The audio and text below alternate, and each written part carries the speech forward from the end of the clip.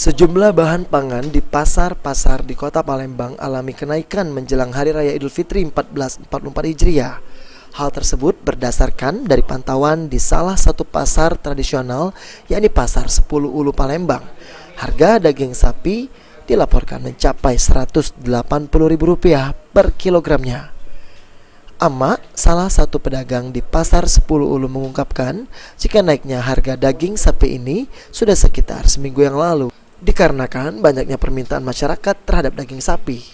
Sebelumnya harga daging sapi ini masih di kisaran Rp130 hingga Rp140.000. Dan saat ini di H-1 Lebaran, harga daging sapi sejak sepekan lalu masih bertahan di kisaran Rp170 hingga Rp180.000 per kilogramnya, yakni meningkat hingga 20%. Amak menambahkan, jelang Hari Raya Idul Fitri ini dirinya bisa menjual ratusan kilo daging sapi per hari dibandingkan hari biasa yang cuma puluhan kilo. Naik.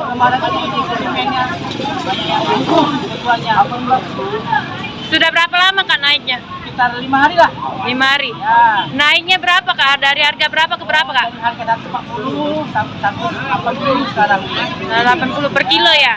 Karena kan jelang Lebaran itu kan banyak mobil kan banyak daging. Dan istilahnya kan jamur dah. Tradisi, para pakai daging. Heru Hayudi, PAL TV.